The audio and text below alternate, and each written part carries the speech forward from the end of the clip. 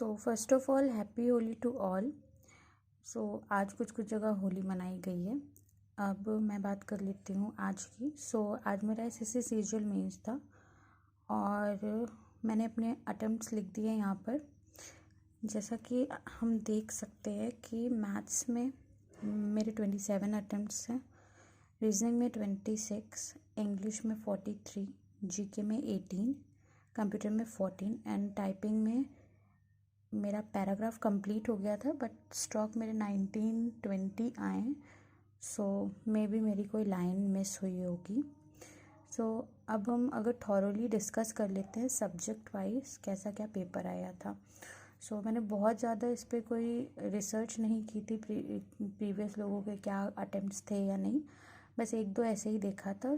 मैं उसके बिहाफ पे कंपेयर तो नहीं कर सकती, हाँ, बट मैं लास्ट ईयर से कंपेयर करके ये ज़रूर बोल सकती हूँ कि मैथ्स का जो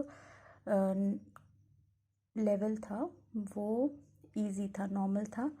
कुछ जो नए टॉपिक्स आए थे लाइक प्रोबेबिलिटी नया आया था और प्रिज्म और पिरामिड बहुत रेयरली पूछता था।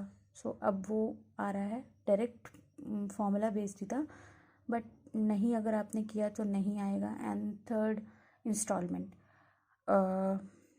जो कि बहुत रेयरली देखने को मिलता था बट इस बार क्या हुआ है कि वो फ्रीक्वेंटली पूछ रहा है।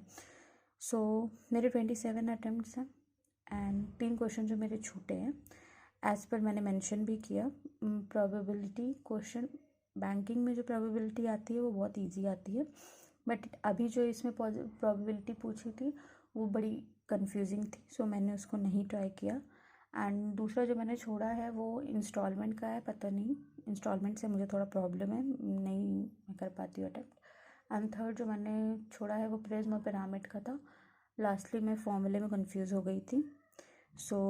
मैथ्स ओवरऑल इजी ही थी और मोस्टली बच्चों ने 25+ ही अटेम्प्ट किया होगा। रीजनिंग में 30 में से 26 मेरे अटेम्प्ट रहे हैं बट बहुत सारे बच्चों ने 30 भी अटेम्प्ट किए हैं और ओवरऑल पेपर इजी ही था बट थोड़ा शिफ्ट हो रहा है बैंक की तरफ, ऐसा मैं कह सकती हूँ, क्योंकि जो रीजनिंग आती थी एसएससी में वो बहुत इजी रहती थी। इस बार जो आई है उसमें थोड़े से बैंकिंग वाली चीज़ें आई हैं लाइक सिटिंग सीलॉग्स वगैरह, इनइक्वालिटी, उससे थोड़ा प्रॉब्लम हुई है बच्चों को। मेरे जो 4 क्वेश्चन नहीं हो पाए हैं वो चारों क्वेश्चन उसके मिसलेनियस के थे, जिसमें मिसलेनियस वो कोडिंग डिकोडिंग के थे।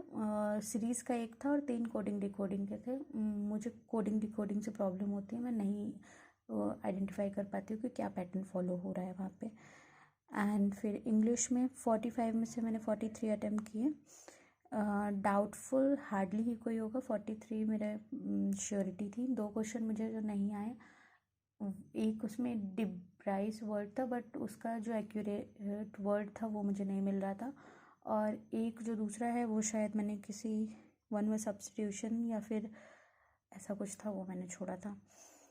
एंड देन जीके की बात कर लेते हैं। 25 में से मेरे 18 अटैम्प्ट्स हैं और मैंने उन्हीं क्वेश्चंस को ट्राई किया जो मुझे आ रहे थे। 2-3 क्वेश्चन और ऐसे थे जो मुझे पता थे बट मुझे डाउट था, इसलिए मैंने नहीं ट्राई किया, लाइक बलबन का नाम से रिलेटेड था और ऐसे, वो मैंने नहीं ट्राई किए। कंप्यूटर में 14 डाउट्स हैं थोड़े से, मैं कंप्यूटर की एक्यूरेसी को नहीं वो कर सकती, हाँ, बट करने थे क्योंकि 20 में से मोस्टली 10 तो लोगों ने किए ही हैं और उसको क्वालिफाई करना ज़रूरी है, उसके लिए मैंने 14 अटैम्प्ट किए। बाकी टाइपिंग की बात कर लेते हैं। टाइपिंग में मेरा पैरा कंप्लीट हो गया था। जब मॉक हुआ था तो मॉक में मेरे 10 मिनट्स में 1500 थे, एग्जैक्ट 1500 थे, आई वॉज क्वाइट हैप्पी कि मैं कर लूँगी। बट जब रियल टाइपिंग हुआ वहाँ पे थोड़ा सा मुझे लगा कि फील हुआ मुझे, लाइक आसपास में जो साउंड हो रहा था उसकी वजह से मुझे थोड़ा सा पैनिक वाला लगा, बट मैंने काम किया खुद को और फिर मैंने सही से किया। एक्यूरेसी पे मैंने ध्यान दिया था, जहाँ पे गलतियाँ हो रही थी मैं उसको करेक्ट करके चल रही थी, जिसकी वजह से मेरे पास लास्ट में 1 ही मिनट बचा था उसको रीचेक करने का। बट आसपास के अगर मैं लोगों में बोलूँ तो मेरे आसपास में ज़्यादातर लोगों के 1900 प्लस रहे हैं, बहुत सारे लोगों के 2000 प्लस भी गए हैं, like 2008 2004। So this is all about review. अब मैं अगर पैटर्न चेंज की बात कर लेती हूँ तो मैथ्स बहुत इजी आ रही है। सो ज़रूरी नहीं है कि अब बहुत समय से पढ़ाई करो या फिर बहुत ज़्यादा उस पर ध्यान दो, क्योंकि बहुत इजी हो चुका है लेवल, इजीली क्वालिफाई कर सकता है कोई भी। रीजनिंग बैंकिंग तरफ शिफ्ट हो रही है, सो वो काफ़ी सही रहेगा अगर उस पर ध्यान दिया जाए। हाँ, सो रीजनिंग का जो क्वेश्चन पूछने का तरीका है, कुछ क्वेश्चंस बैंकिंग के शिफ्ट हो रहे हैं और कुछ थोड़े लॉजिकल असर्शन रीज़न टाइप के इफ़ेक्ट, कोर्स एंड इफ़ेक्ट वाले क्वेश्चंस आ रहे हैं, तो वो थोड़ा सा प्रेजेंस ऑफ माइंड के बेसिस पे होने वाले क्वेश्चन हैं। अब अगर इंग्लिश की बात कर लेते हैं तो इंग्लिश में पहले जैसा नहीं है कि बिल्कुल डायरेक्ट क्वेश्चन आएंगे। लाइक पहले 200 क्वेश्चन आते थे तो उसमें लगभग 50 क्वेश्चन डायरेक्ट और एक्टिव पैसिव के होते थे, इस तरीके का। इस बार पैटर्न थोड़ा सा चेंज हुआ है। पैटर्न में कुछ नई चीज़ें देखने को मिली हैं, जैसे कि जो पैराजम्बल्स आ रहे हैं, मतलब PQRS आ रहे हैं, वो काफ़ी लेंदी आ रहे हैं। अगर कंपैरिजन पॉइंट ऑफ व्यू पे बात करें तो एक दो ऐसा भी देखने को मिला था जो बैंक में, मतलब बैंक से भी ज़्यादा बड़े बड़े थे, और वैसे एज सच ओवरऑल कोई उसमें वेरिएशन नहीं था। हाँ, बट ये PQRS वाला ही मुझे लगा जो थोड़ा सा अलग है पैटर्न। फिर अगर जीके की बात करें तो जीके नॉर्मल ही थी। हाँ, करंट की जो क्वेश्चंस पूछे हुए थे या फिर एक दो ऐसे क्वेश्चंस पूछे हुए थे जो थोड़ा सा मैं बोल सकती हूँ कि यूपीएससी बेस्ड थे। यूपीएससी बेस्ड एजन की जैसे यूपीएससी में पूछता है एक पर्टिकुलर पे 2-3 क्वेश्चन दिया है एंड देन उससे, सो उस तरह के सवाल थे उसमें। और कंप्यूटर तो जैसा हम अज्यूम करके जा सकते हैं आरआरबी पीओ में, वैसा बिल्कुल भी नहीं था। कंप्यूटर डूएबल थे, 10 क्वेश्चन आराम से कोई जो थोड़ा बहुत भी पढ़ा है वो कर लेगा, बट 10 के बाद जो क्वेश्चंस थे वो अगर आपने इन डेप्थ नॉलेज नहीं है तो आपको तुक्का ही लगाना पड़ेगा, या फिर आपका कोड नहीं है तो।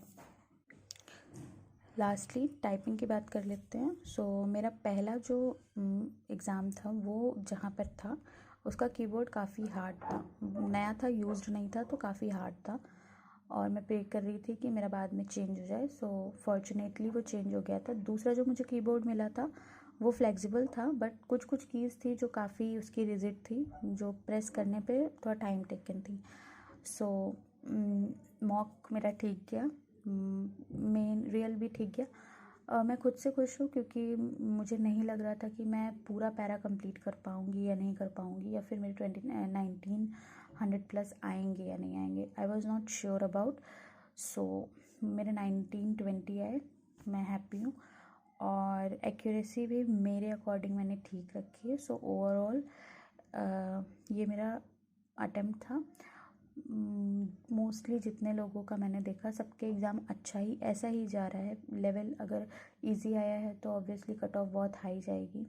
सो अब आंसर की आने के बाद चेक करते हैं कैसा क्या रहेगा। अब इसके बारे में नहीं सोचना है। 16 को नेक्स्ट है मेरा CHSL, सो उस पर ध्यान देना है।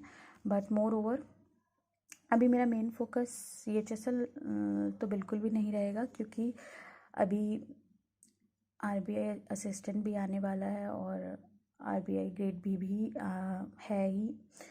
सो मैंने जो अपने अभी इस टाइम में रियलाइज़ किया है कि मेरी रीजनिंग की स्पीड काफ़ी स्लो हो गई है, जो कि मैंने FCI में भी देखा कि मेरी रीजनिंग में बहुत गंदे अटैम्प्ट्स हुए। लोगों के 20 अटैम्प्ट्स हुए बट मेरे 9 ही रह गए हैं, उसका मुझे बहुत ज़्यादा दुख हुआ। सो अब मैं ट्राई करूँगी कि मैं रीजनिंग पे पहले फोकस करूँ, अपना रीजनिंग का थोड़ा सा स्पीड सही करूँ, और बाकी इसके लिए तो मुझे नहीं लगता कि बहुत ज़्यादा तैयारी करने की ज़रूरत है। अगर रेगुलरिटी है, प्रेजेंस ऑफ माइंड है, तो इजीली अच्छा स्कोर हो जाएगा। बट हाँ, इसमें यह है कि कंपटीशन भी उसी हिसाब का है, क्योंकि हर कोई पढ़ा हुआ जा रहा है और ज़्यादातर बच्चे जो CGL में या पहले से किसी ना किसी जॉब में हैं तो वो अपने आप को और अपग्रेड करने के लिए अपीयर हुए हैं। सो उनकी वजह से कंपटीशन और ज़्यादा टफ हो जाएगा।